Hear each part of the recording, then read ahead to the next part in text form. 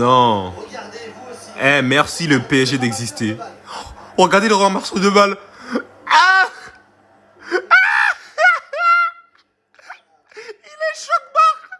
La famille, bonjour, j'espère que vous allez tous très bien.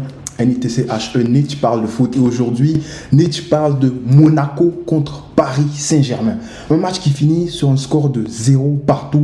Voilà, score de parité nul. Et franchement, voilà, pour moi, il y avait beaucoup mieux à faire dans ce match. Il y avait beaucoup mieux à proposer, surtout de la part de Monaco, parce que les joueurs de Monaco, à la fin de ce match-là, les gars, ça attrape la tête. Parce que ce match-là, normalement, ça doit finir sous une victoire monégasque. J'ai pas compris. J'ai pas compris. Alors, on va commencer avec la première mi-temps. Une première mi-temps tout en maîtrise de la part des Monégasques, avec des contre-attaques de rafale. Franchement, ces contre-attaques-là, ça faisait très, très peur. Et Paris ne pouvait compter que sur une seule personne, Donnarumma. Oui, parce que Donnarumma, aujourd'hui, il a fait un très, très grand match. Donnarumma a été forcé à faire 6 arrêts aujourd'hui. Parce que cette équipe de Monaco, là, a tiré dans la surface de réparation de Paris plus de 6 fois. Déjà là, on va s'arrêter là-dessus. On va essayer de décortiquer un peu cette défense de Paris Saint-Germain. Parce que tirer plus de 6 fois dans ta défense, ça signifie que, dans ta surface de réparation, ça signifie que ta défense, elle est nulle, elle est éclatée. Et Ougarté, pour moi, il n'a pas fait un mauvais match aujourd'hui. Ougarté, sa première mi-temps, elle était bonne. Des sorties de balles, il est toujours présent devant la défense. Mais il n'y a pas que Ougarté. Parce qu'Ougarté, il s'est fait aspirer de l'autre côté là-bas par Minamino. Minamino, il était excellent. Mais de toute façon, parlons d'abord de la défense de Paris, qui pour moi était nullissime, très très nul. Hakimi à droite, Mukiele, qui était en défense centrale avec Beraldo, et Hernandez. Hernandez de l'autre côté. Mais cette défense a été inexistante parce que combien de passes sont passées dans leur dos? Combien de ballons sont passés dans leur dos facilement? T'avais qu'à faire un appel entre les deux défenseurs et boum, tu trouves un ballon dans la profondeur pour Balogun ou bien pour Ben Yedder et puis c'est fini. Donc la défense de Paris, Paris travaille quoi défensivement aux entraînements? Il travaille quoi aux entraînements? Parce que c'était nullissime. Même le milieu de Paris aussi. Vitinha, inexistant.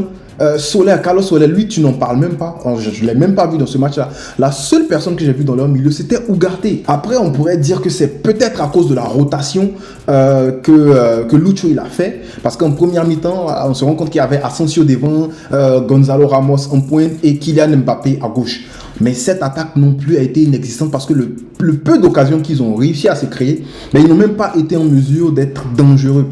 Voilà, Mbappé qui s'est fait pocket facilement par Wilfried Singo. Wilfried Singo, il a fait un match excellent. En fait, Wilfried là, c'est lui le tweet. Wilfried, c'est lui le match. Le match de Wilfried Singo est à montrer dans toutes les écoles de latéraux. Voilà, parce que déjà, comment est-ce que Monaco réussissait à construire? Monaco, Magic, lorsqu'il dégage, il met le ballon sur la tête de Wilfried Singo. C'est ce qu'il faisait. Ballon sur la tête de Wilfried Singo qui va dévier facilement pour Youssouf Fofana ou bien pour Golovin qui a surdominé le milieu de Paris. Il est vif. Et ce gars-là, c'est quoi? Il réussit directement Monaco. Il a fait, depuis 2018, je ne me trompe pas, il est là.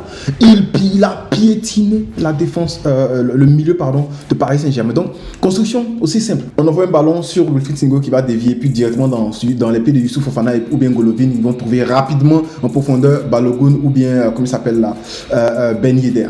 Voilà. Et en 3 touches de balle comme ça, pam, c'est parti. Donc, première mi-temps, Paris Saint-Germain ils avaient la possession de balle, mais une possession très stérile parce que Monaco avait toutes les occasions. Voilà, expected goal de plus de 1,5, c'est-à-dire qu'au moins ils devaient marquer un but, mais ils ont tout raté. Voilà, ils ont tout raté juste à cause de Gianluigi Donnarumma qui était excellent. La seule occasion de la première mi-temps que Mbappé il s'en va lui sur les coups, il tire, il tombe, il dit qu'on l'a tapé. En tout cas, le match de Mbappé aujourd'hui, pour moi, c'était nullissime. Des pertes de balles, glissades, des trucs comme ça. Mais en plus de cela, pocket par Wilfried Singo. Wilfried Singo même, il y a une partie, il va finir faire, chez nous on appelle ça baptême. Il vient, il soulève le ballon d'une manière, et le petit Barcola, voilà, il n'a rien, parce que Barcola n'a pas joué Maracana. Barcola, il est très bon. Le petit, il est fort, on a vu sa percée là, il entre, et puis il tire, déviation de Maripane qui va, voilà. Donc le gardien va récupérer le ballon, mais très très belle percée de Barcola. Mais il n'a pas joué Maracana. Donc il connaît pas. Donc Wilfried Singo lui a fait un petit alléluia, comme ça on appelle ça en Côte d'Ivoire. Petit Coca-Cola comme ça, baptisé ça, Wilfried Singo, non, franchement. Et même quand il fait ça là, il y a le ramasseur de balles qui est comme ça. il ouvre la bouche, il est étonné. Il est étonné. Non, mais le match de Wilfried Senghor, il était parfait aujourd'hui. J'ai aussi aimé le match de Kassoum Ouattara, parce que voilà, il a été mis en difficulté après l'entrée de Mendes. Comme Mendes, il entre là, voilà, Kassoum Ouattara est quand même mis en difficulté, mais avant ça, Achraf Hakimi et Carlos Soler sur le côté avec Marco Asensio, lui seul, Ouattara, il arrivait à les contenir. Et c'est très étonnant. C'est étonnant que lui seul il arrive à les contenir, surtout que Minamino, il était un peu dans le demi-espace. Il était la plupart du temps dans l'axe. Voilà, il était dans l'axe. Non, franchement, ce match, je sais pas, c'est parce que j'ai pas pris c'est parce que j'ai pas envie de sortir la tablette pour faire l'analyse, parce qu'il n'y a pas vraiment grand chose à analyser là-dedans. Mais si vous avez remarqué les contre-attaques de Monaco, ça passait où? Ça passait dans l'axe. C'est-à-dire que les 5 appelaient dans l'axe. Bon, les 4 plus le porteur de balle. La plupart du temps, c'est Kassoum Ouattara qui est le porteur de balle. Les contre-attaques se font sur son côté, sur le côté gauche. Et voilà, tu as Minamino, Golovin, Ben Yedder, et puis Balogun, qui vont tous attaquer dans l'axe. Donc Paris est surdominé dans l'axe. Paris est comment je peux dire ça? Le nombre des défenseurs parisiens, des milieux parisiens, voilà, c'est moins que le nombre de Monégasques, parce qu'ils ont essayé de surpeupler l'axe. Voilà. Et avec ça, ils se sont créés d'énormes occasions, des petits appels dans le dos. Minamino qui en a fait, Ben Yedder qui en a fait, et Mukiele et Beraldo n'ont pas été en mesure de suivre ces appels-là, parce que voilà, ça se joue à ça. Et même Ben Yedder, même il marque, il y a hors-jeu. Mais lui aussi, Ben Yedder, il est méchant. Hein. Toi, tu sais que tu es hors-jeu, tu veux venir humilier Donnarumma avant de partir. Mais toi aussi.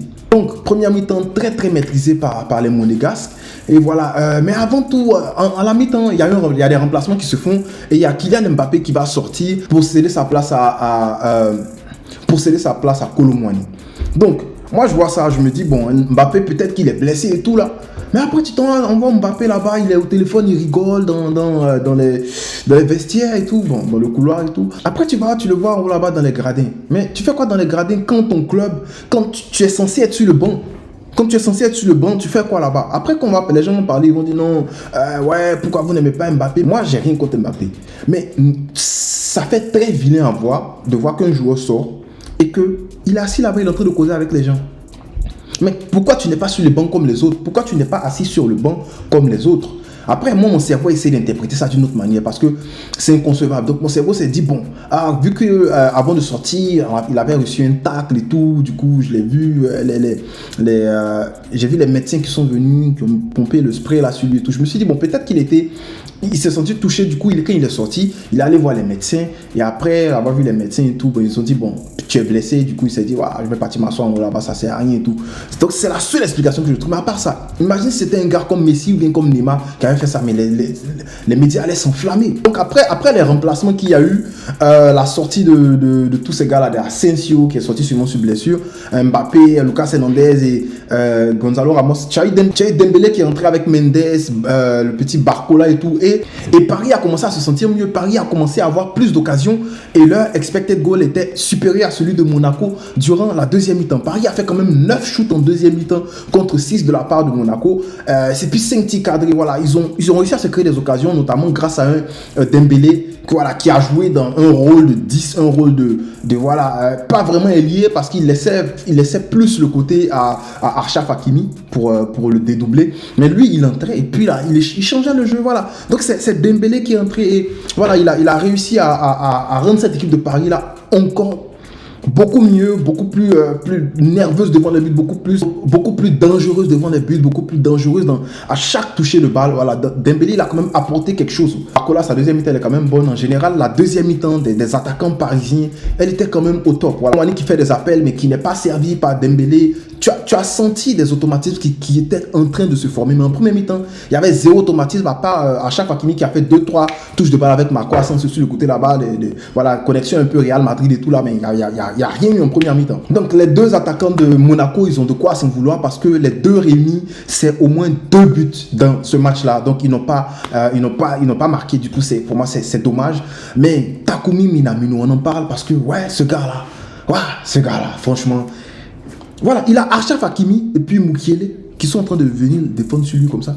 Et d'une d'une petite talonnade, d'un petit dribble, il se retourne, boum, il devient dangereux tout à coup. Voilà, il est parti, je sais pas, il a servi qui là-bas. Je pense que c'est Balogun qui n'a pas marqué. Mais Minamino, franchement, il est épatant, Et pour moi, il fait quand même un bon match. Même s'il perd beaucoup, il a perdu beaucoup de ballons. Je crois que c'est 13 ballons perdus dans ce match-là pour Minamino. C'est très, très dommage. De l'autre côté, le joueur que j'ai quand même aimé, c'est l'entrée de Dembélé, qui m'a quand même fait plaisir. Alors, c'est pas suffisant pour moi pour qu'on dise qu'il soit homme du match et tout. Pour moi, l'homme du match, c'est nul que Wilfried Singo. Wilfried Singo, comme je l'ai dit, c'est lui qui est à la base des sorties de balles en 6 mètres de Monaco. Toutes les sorties de balles en 6 mètres que Monaco a pu faire, c'est comme il s'appelle, Thilo qui va servir le gardien, Majiki qui va dégager sur Wilfried Singo, qui va dévier pour Youssouf Fofana. Allez regarder le match, vous allez voir. C'est tout. C'est de cette façon-là qu'ils ont réussi à sortir sans problème. Et Wilfried Singo, c'est 3 duels aériens gagnés sur 3, mais surtout les duels au sol gagnés, c'est 12 sur 14. Donc il a été énorme. Franchement, en tant qu'Ivoirien, nous, on adore ça. J'espère qu'il va rester de la sorte, tout au courant de cette année, jusqu'à même la prochaine CAN. On compte sur toi, Petit. Franchement, satisfait de notre soldat. Donc voilà, à la fin de ce match, il va falloir que Paris Saint-Germain s'habitue à jouer déjà sans Kylian Mbappé, qui ne sera pas avec eux. Selon Fabrizio Romano, la saison prochaine, il ne sera pas avec eux. Il va falloir qu'il commence à s'y habituer. Mais en même temps, Kylian Mbappé, je ne sais pas, on attend les news, voir ce qui s'est passé, pourquoi il s'est retrouvé là-bas dans les gradins. Mais bon, vous avez remarqué, il est parti dans les gradins à la mi-temps. Tout le monde a commencé à tweeter, il est redescendu à la fin du match pour aller saluer tout le monde. Petit, faut pas faire les choses comme ça. Bref, donc voilà, dis-moi en commentaire ce que tu as pensé de ce match-là. Je serais content de lire ton commentaire. C'est qui ton top? C'est qui ta flop? Moi, j'ai débriefé ce match-là pour l'amour du foot. Peace.